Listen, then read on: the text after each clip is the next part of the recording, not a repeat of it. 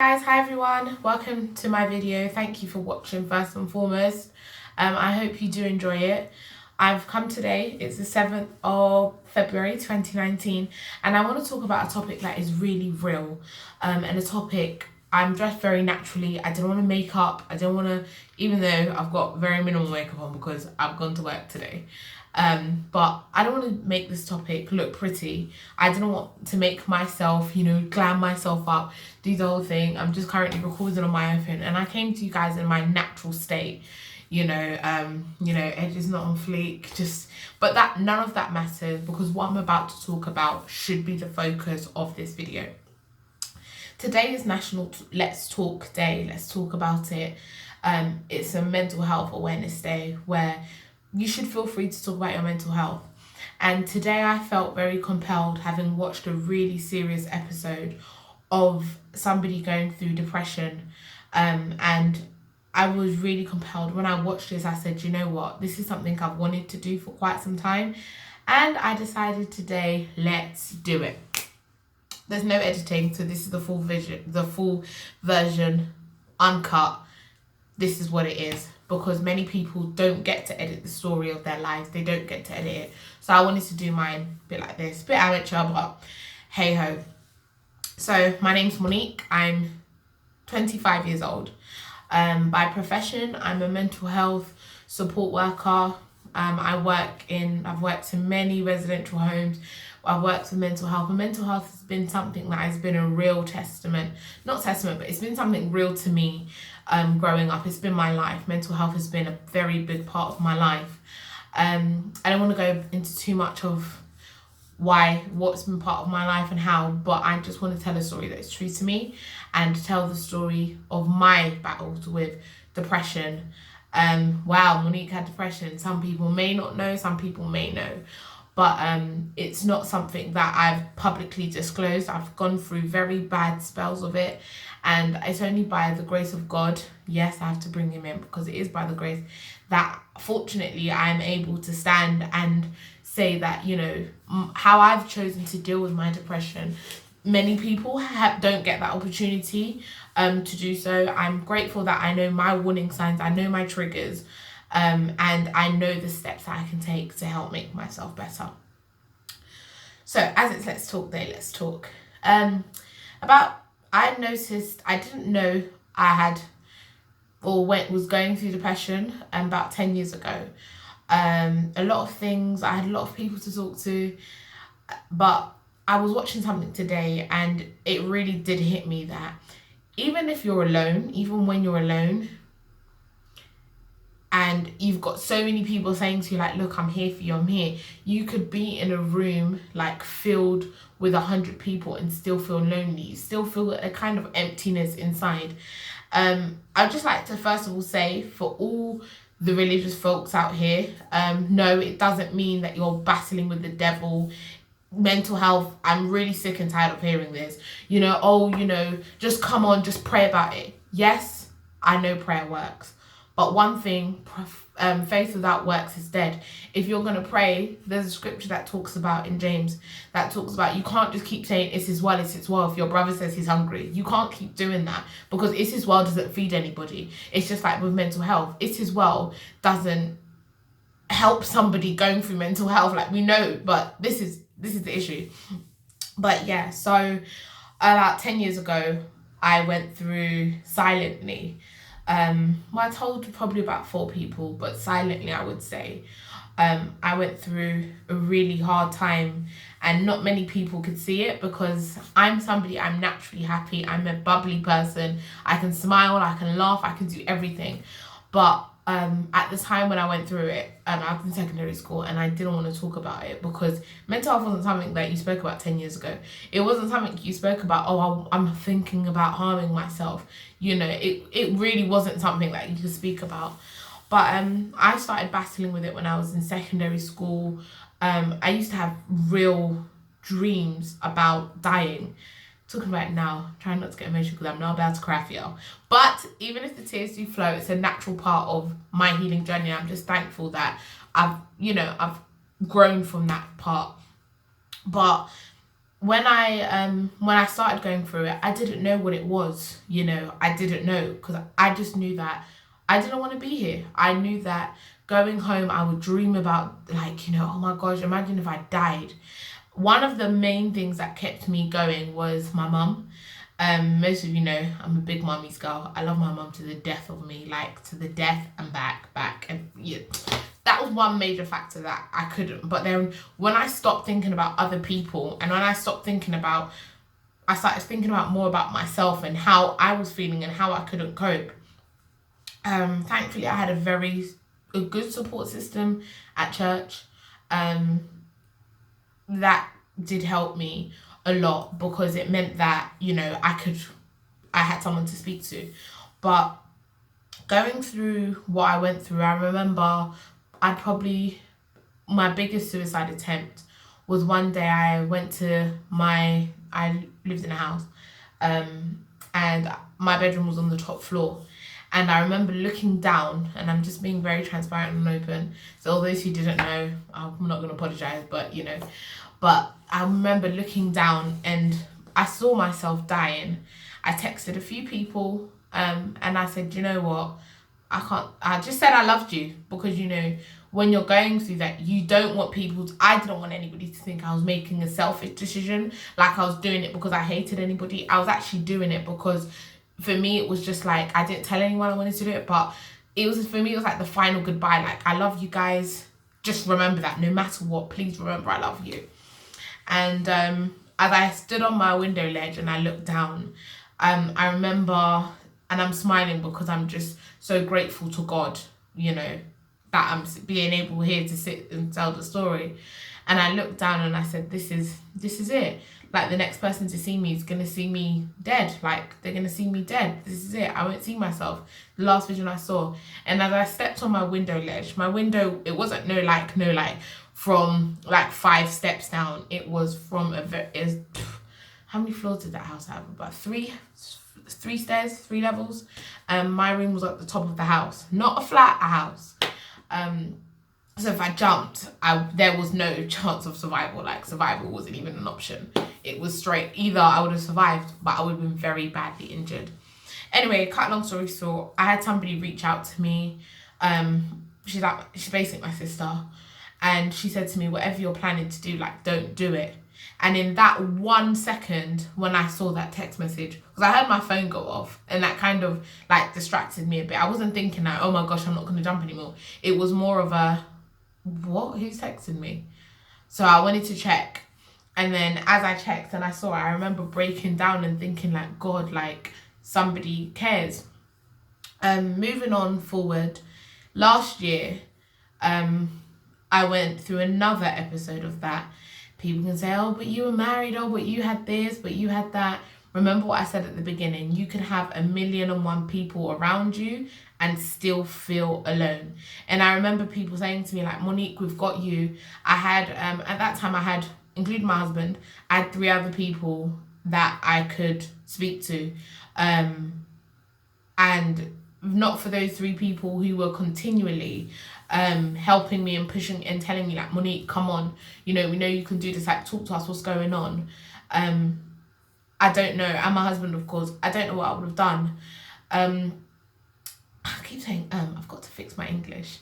I wasn't brought up like that to speak like that. But moving backwards, I just wanted to let somebody know here today, like, depression has no face. Mental health has no face. It has no name on it. It's like, I heard a very, very, very, very good analogy yesterday. A bullet has no name on it. That's just like depression. It has no name on it. It hits whoever it wants to. Of course, there are certain lifestyle choices that you can do, that we can all do, that we can all incorporate to help us stay mentally well. It's like people go to the gym to stay physically fit. There's little things you can do to help you stay mentally well. 1, alcohol. I know me personally, I had a very addictive personality. I had a very strong addiction to alcohol. I've got friends who can testify, if I'm feeling down or really, really down, the bottle's my first point of contact. And that was literally when I get down. Even sometimes now, I really have to stop myself. Like, Monique, come on girl, come on, you can do this, like don't touch it. I'm just being very transparent here. But I thank God by his grace for about a good couple of years now, like a good couple of years, I thank God that I haven't used that as a coping mechanism. I'd rather talk about it. And alcohol really can worsen your mood. It can make you even more depressed. A lot of people say, oh, it makes me feel, much better, it makes me forget. Trust me, it doesn't. Don't know where they got that line from, but alcohol does not make you forget how you feel. It will make you even tired, more depressed, or it will do the complete opposite, make you like really high, really happy for the moment, make you feel invincible. And then when your brain has a really funny way of just kicking back what you're thinking about, like, it doesn't make you forget, trust me. It can numb pain because it knocks you out for a couple of hours and makes you sleep. Like, I remember when I used to use alcohol as a way to help me sleep because I just couldn't face being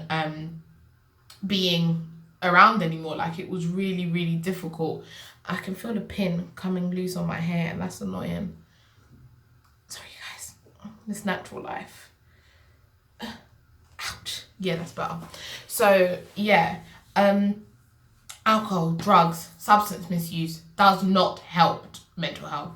It exasperates exactly how you feel, and it makes you feel 10 times worse. I can testify. Okay, I've never done drugs. Thank God, that's never been my story. But it doesn't help. So the best thing that I know, talking to somebody when you're going through depression is really hard. And I also want to launch out and talk to those, if you've got somebody and you're living with them with depression, you have to be patient. You can't force them to talk. You can't force them to, do things. You cannot force them to talk to you. You can't force them to get out of bed. You can encourage them, you can give them, but you have to be patient. Going through things like depression is not something that you're going to cure in a day. You can think, oh, but I made you laugh yesterday, I can make you do this. It doesn't work like that.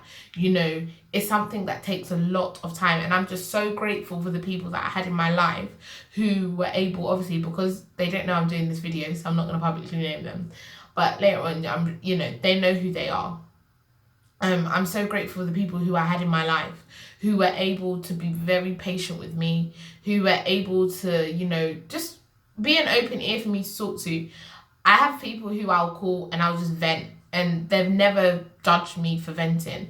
And I love them for that. I have people who I call every single day who never judge me for venting, no matter what they may be going through. They will just listen to me. And I'm the same with other people. Like, I have people who call me who just vent, and sometimes I'm just like, why didn't, but I just have to remember when I'm ready to vent, people are always there to listen to me. So I have to be there listening to everyone else. But being the person that I am, I would just like to say to anyone, if you're dealing with depression, whenever you feel ready, talk. Today is Let's Talk Day, and don't feel like you're alone. I know that's a really hard thing to say, and it's a really hard thing to grasp, an even more difficult thing to understand. But you're not alone. Like, you've got people, you can find somebody who you can confide in. And one thing that really, really helped me was, and I'm not meaning to over spiritualize this, but everyone has their thing that helps them through life, and mine is the Word of God. Mine is the Bible.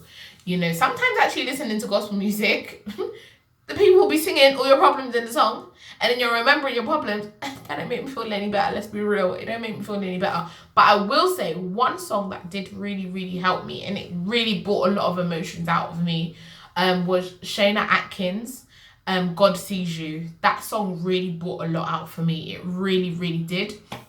So that did help me. It brought out a lot of emotions. I remember listening to that on the street, and sometimes I'd be crying. Like, this is like recent, like last year, and that I'd be bawling because of the song, and I didn't care. At that point, I just wouldn't care. It would just be like, this has got to come out. But don't hold it in. Talk to somebody. I'm a very loud person, so I can hide how I feel a lot of the time. Like, when I'm feeling down, if you know me and you know me truly well, I say my dad, he's acted as my dad for a very long time, and I don't see him anything less than my dad. But I think he'd probably, maybe my pastor's wife, well, not pastor's wife, pastor, and another pastor, I call her mum, maybe there's 3. Probably the only people who probably can look at me physically and ask me if I'm okay, and I can go, yeah, I'm fine. And they will see right through my eyes, right to my heart, and go, what's wrong? That's when I break, because it's just like, oh, they've seen it. But no, and what I tend to do, and a lot of people probably tend to do this, is when you realise that somebody can see that you're hurting or you're going through something, those are the kind of people you tend to try and shy away from, because it's like, okay, they can see the mask, they can see past the mask. I don't want them people. I want the people who can't see what I'm going through, so I can go back home and continue crying in my pillow. No, but my husband's getting very good at it. Like, there's no hiding from him. There's no hiding anymore. I think now that, yeah, there's no hiding. But, you know, I just want to say, like, guys, as today's Let's Talk Day, it's not even just Let's Talk Day. Let's talk all the time, because mental health is real, and a lot of people lose their lives to suicide. A lot of people don't get to overcome this battle. They don't get to do it. But I just want to say to anybody who is struggling, reach out. You can email me, moniquenamard@rocketmail.com. You can message me on YouTube. You can message me on Instagram. You can, you know, reach out to me. I'm more than happy to be an ear to anybody, to, you know, just to give you a word of encouragement. And just remember, like, there are people in this world who love you. At the moment, you can't see it, you can't feel it, but this is coming from somebody who has been there. You know, I've never had to be, I mean, I was diagnosed with low moods, and the doctors tried to give me antidepressants. I won't talk about that, but my thing with antidepressants. But trust me, there are people here who love you, and no matter how hard in life it may seem, how hard it might be for you right now, I can tell you, it's such a cliche, annoying thing, and I hate it when people say this to me, but I'm glad I had one person or people to say to me, it does get better. And how you're feeling is not a feeling that is gonna it doesn't, you know, sometimes it may not change overnight, but that is okay. Sometimes you may feel like giving up the fight, and that is still okay.